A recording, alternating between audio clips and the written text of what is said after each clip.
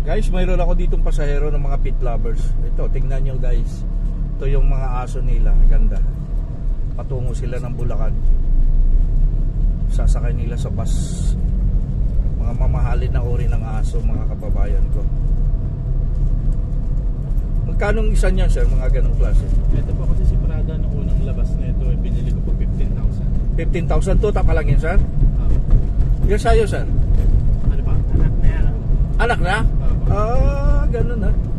So guys, may mga lahi na pala itong mga aso niya. Mga ilang taon na yan sir? Sa edad ng aso? 3 years old. 3 years old? Sa tao yon. Pa? Sa tao na 3 years old na, di ba times 3 yon? Opo. 3 years old para sa kanya lang yon. Okay. Ayan mga kababayan ko, i-share ko ito sa inyo mga kabayan kasi alam nyo naman si PD Vlogs, lahat ng uri ng pang-araw-araw na kilos at galaw, kung anong madadampot. Kagaya kapon may dadampot tayo ng iPhone, binalik natin sa pasahero at na-vlog din natin mga kababayan ko. So na-upload natin sa ating Facebook at na-public natin. Sana dumami din ang views nun. Pero hindi ko pa na-i-upload sa YouTube channel ko mga kababayan ko. So ngayon, bago ko tapusin ang aking pagbablog, don't forget to subscribe my channel PD Vlogs. At huwag nyo kalimutan na i-click yung notification ko. Hindi labag sa kalooban nyo, subscribe nyo ako. Kung ito na may labag mga kababayan ko, like and share, okay na yan kay PD Vlogs. At sa lahat ng mga pumapalo sa akin, kung maaari lamang, kung may time kayo, panoorin yung upload ng video ko. At kung sakali, huwag nyo i-skip yung mga ads, commercials, para doon makakatulong kayo sa mga revenue ni PD Vlogs. Dahil yung mga revenue natin mga kababayan ko, dahil lumalaki na ngayon ang ating YouTube channel, dumami ng ating subscriber, followers excuse me, may plano tayo mga kabayan na bibili ng bigas sa lahat ng mga hinahatid natin sa ospital. Maliban sa wala ng babayaran ng patak ng metro, ibibigay pa natin ng libreng bigas kahit pa 3 kilo.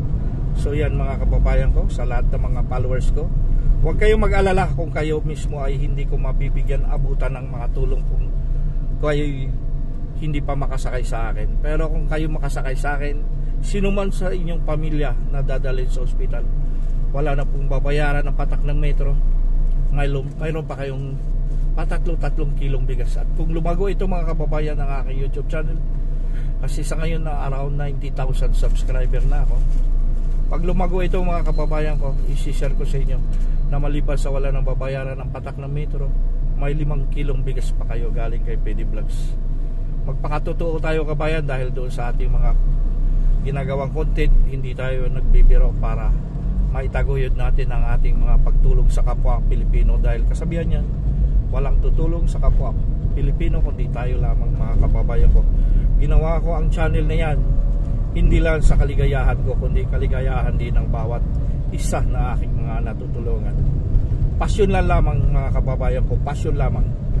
Kaya aking ginagawa, pasyon sa tinatawag na small charity vlogging.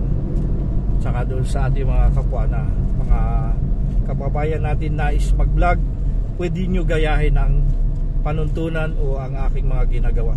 Kahit may restriction tayo sa YouTube channel o sa YouTube company, dahil hindi tayo nag-i-edit sa mga upload dating na video na filter ang ating views, nagkaroon tayo shadow ban, pero hindi tayo tumitigil sa ating mga gawain dahil ang iniisip natin maganda sa pangkalahatan mga kababayan ko.